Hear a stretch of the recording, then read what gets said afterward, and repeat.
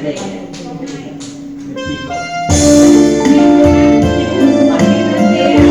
็บผลที่เนี่ยไม่ตกมาแล้วตกมาแล้วโอ้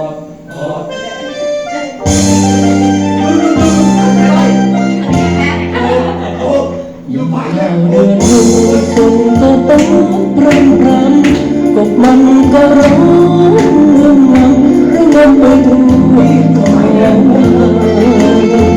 ฝนตกทีไรติดหัวใจขอข้าเมื่อดอกสโนบ้านนาน้องเคยยกกายว่าดอกสะเดาอย่างเท่าเดือนหกฝนก็ตกโปรยโปรยหัวใจพี่ร้องคิดถึงแม่ดอกบานเจ้าฝนตกลงมาคิดถึงต้นตาแม่เจ้าไม่เจอแม่เราที่เมื่อรักเราเสียแก้วตาถามว่าฝนทำไมจึงตก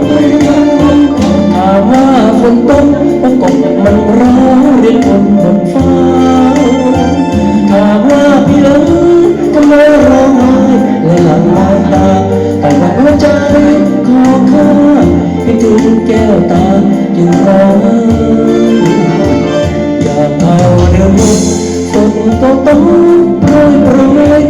ยังไม่ร้องยืนคอยแล้วจนพี่ปวดเป็นหัวใจ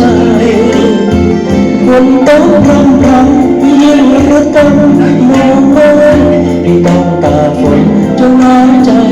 หลังจากพี่ไปเมื่อเดือนหกเดือน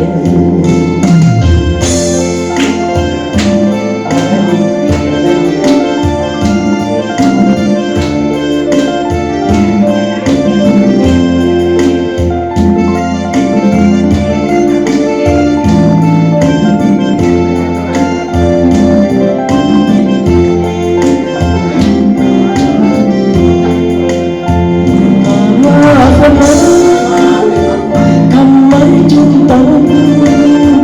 ถามว่าฝนตกเพราะกบมันร้องฝนบนฟ้า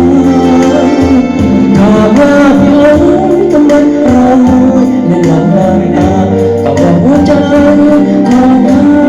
คิดถึงแก้วตาจึงร้องอยากเข้าเดือนหก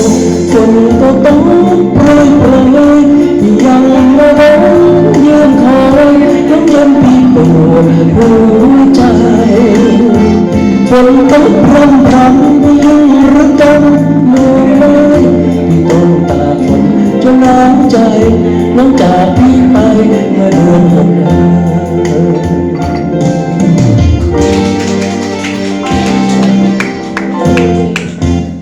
ค่ะบาหัวใจค่ะเพลงเก่า ป้าโซ่จะไปบ้าหัวใจ พี่เบิ้มมาแล้วกับหนูมา ได้สิ มา